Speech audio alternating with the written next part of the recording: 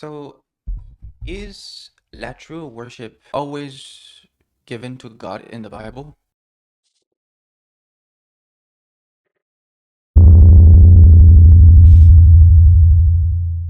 Why am I asking the question?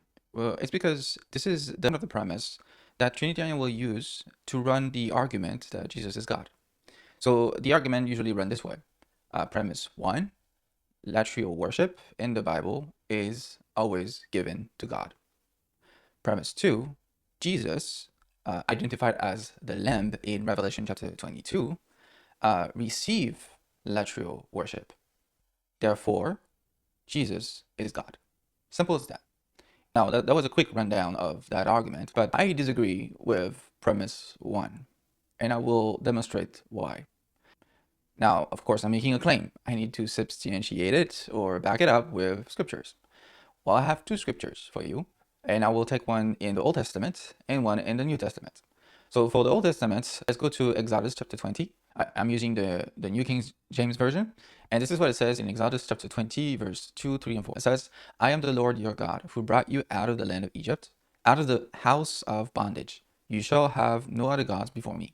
You shall not make for yourself a carved image, any likeness of anything that is in heaven above, or that is in the earth beneath, or that is in the water under the earth. You should not bow down to them nor serve them. So of course you recognize here Ten Commandments. The word serve here in verse 5, it's actually the word latreuo in the Septuagint. But you can see here that the verb is actually not used to indicate worship given to God. It's actually used to indicate what would be idolatry. So basically here, God uses this word serve or latreuo to condemn idolatry. Before you start typing out on your keyboard right now saying, well, duh, of course, even though it is to expose or condemn idolatry, it is still a worship that is supposed to be exclusive to God, and that's why it should not be given to other gods. That's probably what you're thinking, and if you start typing out this in the comments, please give me a couple seconds. I will get there, okay? But before I get there, I just want to show that this is still the case in the New Testament. So let's read Acts chapter 7, verse 42. And let's see how, again, the words latreuo is used in the context of the Bible for worship that is not given to God. So verse 42. Then God turned and gave them up to worship the host of heaven. As it is written in the book of the prophets, did you offer me slaughtered animals and sacrifices during 40 years in the wilderness, O house of Israel? Here it shows accomplishments of the prophecy where God allowed the Israelites to be basically idolaters of other gods. And so in this case here, again, the word serve is the word latreuo. And clearly here, the word latreuo is not used in the context of worship that is given to God.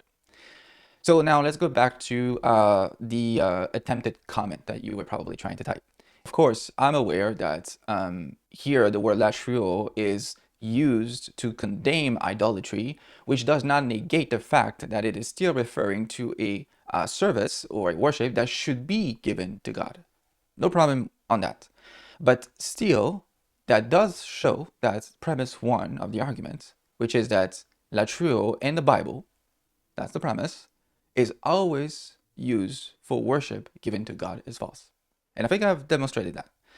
Because as we just saw, latreuo is also used to show what type of wrong worship could be. Now you might ask, but okay, but what's the point? Like, what is your point about that? Like, you just showed basically that, okay, latreuo worship is sometimes used to condemn idolatry, and sometimes it is used to show how to properly worship God. Well, that's the point.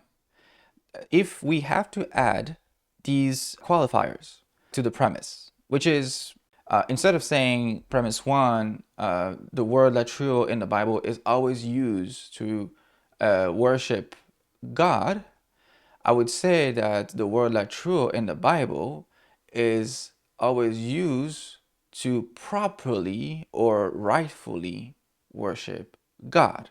Otherwise, it's idolatry, correct? Then you have to ask yourself is who determines what is right worship from wrong worship? How do we know when worship is idolatry versus when worship is good worship and it pleases God.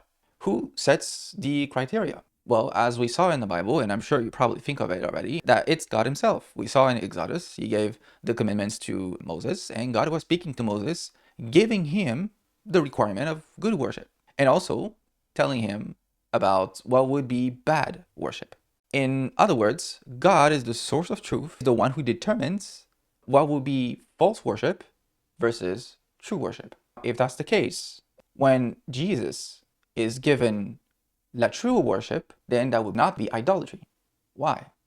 Well, let's go to Revelation chapter 22, verse 3. So no longer will there be any curse. The throne of God and of the Lamb will be within the city, and his servants will worship him. So here again, clearly we have a case where the Lamb, Jesus, is being worshipped. And the word there, worship, is latreuo. But remember, God is the one who is the source of truth. He's the one who determines what is true worship from false worship. I mean, how do you know what idolatry is?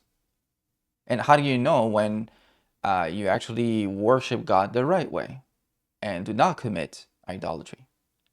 Well, that's because God told you so in the Bible through his prophets. Of course, this argument does not negate the Trinity. It does not prove that Jesus is not God. I recognize that.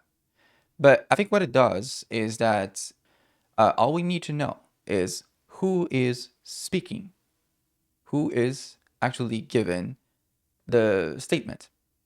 If it's coming from the source of truth, God himself, you got it covered. You don't have to worry about it. You're welcome.